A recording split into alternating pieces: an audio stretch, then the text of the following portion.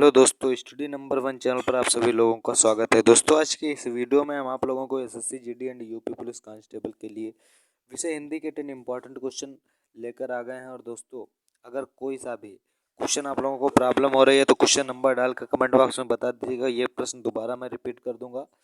और अगर वीडियो आप लोगों को अच्छा लगे तो तभी लाइक और चैनल को सब्सक्राइब करना। तो देख सकते हो दोस्तों, क्वेश्चन नंबर 1 यहाँ पे क्या कह रहा है कि विशेषण किस शब्द की विशेषता बताता है। ध्यान दीजिएगा, विशेषण किस शब्द की विशेषता बताता है। 4 ऑप्शन आपकी स्क्रीन के सामने है। ए है संज्ञा की, बी है कारक की, सी है क्रिया की और डी है वचन की। तो जो विशेषण है वो को किस शब्द की विशेषता बताता है, ध्यान दीजिएगा। प्रश्न नंबर 1 क्या कह रहा है।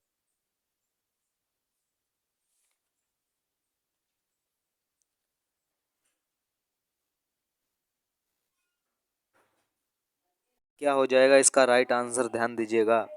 जो कि इस विशेषण किस शब्द की विशेषता बताता है।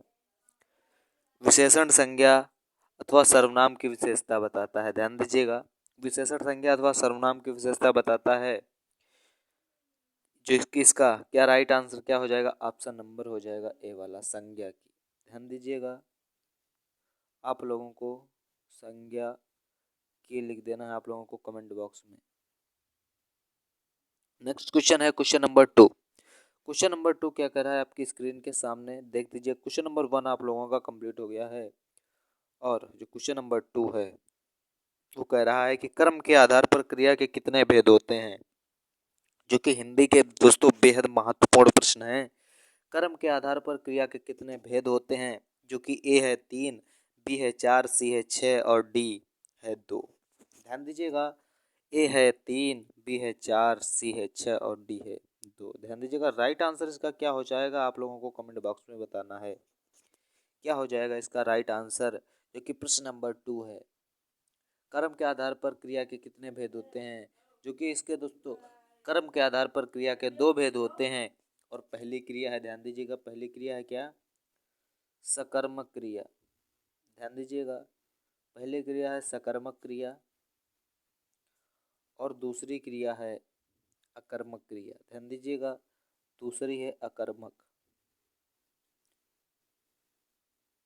दूसरी है अकर्मक क्रिया। ध्यान दीजिएगा, और इसका जो राइट आंसर हो जाएगा वो हो जाएगा ऑप्शन डी, हो जाएगा 2। क्योंकि सकर्मक और अकर्मक 2 ही क्रियाएं होती हैं।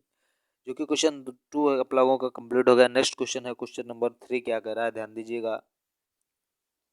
क्वेश्चन नंबर 3 कह रहा है कि व्याकरण में काल का क्या अर्थ है। 4 ऑप्शन में एक ऑप्शन है ए अंत, बी है समय, सी है पीड़ा और डी है मृत्यु। क्या है इसका राइट आंसर, आप लोगों को कमेंट बॉक्स में बताना है। व्याकरण में काल का क्या अर्थ है।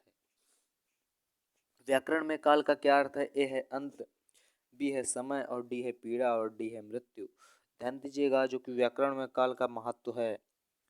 ध्यान दीजिएगा, ऑप्शन बी हो जाएगा समय।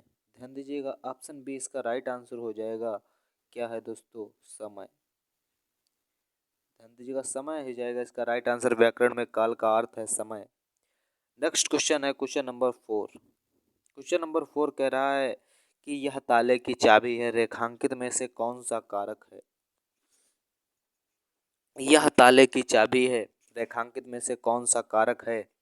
ए है संप्रदान कारक, बी है संबंध कारक, सी है करण कारक और डी है कर्ता कारक। बेहद इंपॉर्टेंट और महत्वपूर्ण प्रश्न है। क्या हो जाएगा इसका राइट आंसर, आप लोगों को बताना हो जाएगा। कमेंट बॉक्स में बताइएगा कि यह ताले की चाबी है, रेखांकित में से कौन सा कारक है। ए है संप्रदान कारक, बी है संबंध कारक, सी है करण कारक और डी है कर्ता कारक। क्या हो जाएगा इसका राइट आंसर, जो कि यह ताले की चाबी है। यह ताले की चाबी है। ध्यान दीजिएगा, इसका राइट आंसर हो जाएगा, ध्यान दीजिएगा, बिल्कुल आप लोग ध्यान दीजिएगा, इसका राइट आंसर हो जाएगा बी वाला। ध्यान दीजिएगा, बी वाला हो जाएगा संबंध कारक इसका राइट आंसर। जी हाँ, बिल्कुल संबंध आप लोगों को कमेंट बॉक्स में लिखना है, संबंध कारक। तो दोस्तों, नेक्स्ट क्वेश्चन है क्वेश्चन नंबर 5। क्वेश्चन नंबर 4 आप लोगों का कंप्लीट हो गया। क्वेश्चन नंबर 5 क्या कह रहा है कि निम्नलिखित में से कौन सा शब्द पुल्लिंग है। ध्यान दीजिएगा, निम्नलिखित में कौन सा शब्द पुल्लिंग है। ए है ऑप्शन ए है भवदिया, बी है डिबिया, सी है साध्वी और डी है संचालक। क्या है इसका राइट आंसर? बेहद इम्पोर्टेंट प्रश्न है और आप लोगों के लिए बहुत ही महत्वपूर्ण प्रश्न है जो कि बेहद इम्पोर्टेंट है। क्या है निम्नलिखित में से कौन सा शब्द पुल्लिंग है? भवदिया है या डिबिया है या साध्वी है संचालक है? जो कि इसका राइट आंसर हो जाएगा वो हो जाएगा डी वाला संचालक। संचालक इसका राइट आंसर हो जाएगा, ध्यान दीजिएगा, संचालक इसका राइट आंसर हो जाएगा। नेक्स्ट क्वेश्चन है क्वेश्चन नंबर 6। क्वेश्चन नंबर 5 आप लोगों का कंप्लीट होगा। क्वेश्चन नंबर 6 क्या कह रहा है, ध्यान दीजिएगा। क्वेश्चन नंबर 6 कह रहा है कि निम्नलिखित में से, हाँ ध्यान दीजिएगा, निम्नलिखित में से कौन सा शब्द तत्सम शब्द नहीं है? क्या है? तत्सम शब्द नहीं है। निम्नलिखित में से कौन सा शब्द तत्सम शब्द नहीं है? ए है शोक, ऑप्शन ए कह रहा है शोक, बी है पृथ्वी और सी है चंद्र और डी है परख।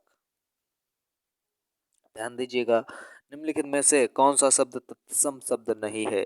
ए है शोक, बी है पृथ्वी, सी है चंद्र और डी है परख। बेहद महत्वपूर्ण प्रश्न है जो कि इसका राइट आंसर हो जाएगा। क्या है इसका राइट आंसर? बिल्कुल दोस्तों ध्यान दीजिएगा, इसका राइट आंसर हो जाएगा परख। तत्सम शब्द नहीं है दोस्तों, परख। आप लोग ध्यान दीजिएगा, परख, परख इसका राइट आंसर हो जाएगा, जो कि बेहद महत्वपूर्ण प्रश्न। आप लोगों का 6 कंप्लीट हो गया। नेक्स्ट क्वेश्चन है क्वेश्चन नंबर 7। क्वेश्चन नंबर 7 आप लोगों का क्या कह रहा है, ध्यान दीजिएगा। क्वेश्चन नंबर 7 कह रहा है कि किस विकल्प में शब्द तत्भव शब्द है? किस विकल्प में सभी शब्द तत्भव शब्द है? ध्यान दीजिएगा, किस विकल्प में। दोस्तों 4 विकल्प आप लोगों के दिए गए हैं, इसमें जो सभी शब्द हैं तत्भव शब्द है। क्या है? आग है, जीभ है और घर है। यह है फल है, फूल है, हाथी है और दोस्तों तीसरा है बरखा, रात, सत्य और डी वाला है उच्च, दुर्बल और पुष्प। ध्यान दीजिएगा, क्या है इसका राइट आंसर? जबरदस्त प्रश्न एक है आप लोगों के लिए। बिल्कुल दोस्तों ध्यान दीजिएगा, प्रश्न नंबर 7 इंपॉर्टेंट क्वेश्चन के साथ साथ दोस्तों आप लोगों के लिए UP police constable and SSC GD Hindi में बेहद महत्वपूर्ण प्रश्न है। किसी विकल्प का सभी शब्द तद्भव है? क्या है? बिल्कुल इसका राइट आंसर हो जाएगा, वो हो जाएगा, ध्यान दीजिएगा, ए वाला। ए वाला हो जाएगा आग, जीभ और घर। यहाँ पे ध्यान दीजिएगा, आग, दूसरा है जीभ और तीसरा है घर। यहाँ पे आप लोगों का प्रश्न नंबर 7 जो है वो आप लोगों का समाप्त हुआ या कंप्लीट हो गया। नेक्स्ट क्वेश्चन है क्वेश्चन नंबर 8। क्वेश्चन नंबर 8 क्या कह रहा है कि दिए गए विकल्पों में से कौन सा विकल्प दूध का पर्याय नहीं है? ध्यान दीजिएगा, दिए गए विकल्पों में से कौन सा विकल्प दूध का पर्याय नहीं है? कौन सा है? ए है दुग्ध, बी है पै, सी है गोरस और डी है अमीर। ध्यान दीजिएगा कि दुग्ध है या, ध्यान दीजिएगा, दुग्ध है, पै है या गोरस है और या अमी है। ध्यान दीजिएगा, बिल्कुल दोस्तों ध्यान दीजिएगा, राइट आंसर आप लोगों का अमी है। क्या हो जाएगा इसका राइट आंसर? जो कि ऑप्शन डी हो जाएगा, अमी हो जाएगा। और दोस्तों अमी क्यों नहीं है दूध का पर्याय? क्योंकि दोस्तों अमी है पर्यायवाची अमृत का। ध्यान दीजिएगा, अमी है जो पर्यायवाची अमृत का है। अमी है जो आप लोगों का राइट आंसर, वो है पर्यायवाची अमृत का। ध्यान दीजिएगा, अमृत का पर्यायवाची है। तो प्रश्न नंबर 8 जो आप लोगों का है कंप्लीट हो चुका है।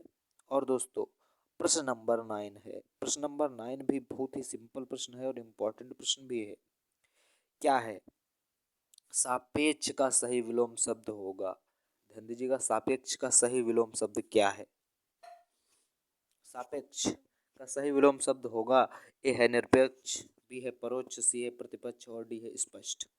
ध्यान दीजिएगा, बिल्कुल जबरदस्त प्रश्न है कि ए है निरपेक्ष और बी है परोक्ष और सी है प्रतिपक्ष और डी है स्पष्ट। निरपेक्ष हो जाएगा, परोक्ष हो जाएगा, प्रतिपक्ष हो जाएगा और स्पष्ट हो जाएगा। ध्यान दीजिएगा, जो कि इसका राइट आंसर हो जाएगा सापेक्ष का जो कि विलोम शब्द होगा वो हो जाएगा निरपेक्ष। ध्यान दीजिएगा, ऑप्शन ए इसका राइट आंसर हो जाएगा निरपेक्ष। याद रखिएगा दोस्तों, निरपेक्ष इसका राइट आंसर हो जाएगा और आप लोगों को कमेंट बॉक्स में लिख देना है निरपेक्ष। इस तरीके से आप लोग लिखते रहिएगा ताकि आप लोगों को बहुत ही अच्छी तरीके से समझ में आ सके, क्योंकि सापेक्ष का सही विलोम शब्द होगा। नेक्स्ट क्वेश्चन है क्वेश्चन नंबर 10, और क्वेश्चन नंबर 10 बेहद महत्वपूर्ण प्रश्न है, ध्यान दीजिएगा। बेहद महत्वपूर्ण प्रश्न है आप लोगों के, किस लिए, ध्यान दीजिएगा, किस लिए बेहद महत्वपूर्ण है कि अंक शब्द के अनेकार्थी शब्द समूह का चयन कीजिए, क्योंकि दोस्तों अंक का ही सब काम होने वाला है आप लोगों की परीक्षा में। अगर अंक अच्छे आ गए तो आप लोगों का सिलेक्शन पक्का है। तो अंक शब्द के अनेकार्थी शब्द का समूह का चयन कीजिए, जो कि ए है अंग, गोदी और हिस्सा। इधर ध्यान दीजिएगा कि अंग, गोदी, हिस्सा। दूसरा है गोद, संख्या, अध्याय। दूसरा है गोद, संख्या, अध्याय। तीसरा है संख्या भाग टुकड़ा, संख्या भाग टुकड़ा। और चौथा है अध्याय, समय, अवस्था। अध्याय, समय, अवस्था। ध्यान दीजिएगा, अंक शब्द में नैकार्थी शब्द समूह का चयन कीजिए। ए है अंक, गोदी, हिस्सा। और बी है गोद, संख्या, अध्याय। सी है संख्या भाग टुकड़ा। और डी है अध्याय, समय और, हाँ ध्यान दीजिएगा, अध्याय, समय और अवस्था।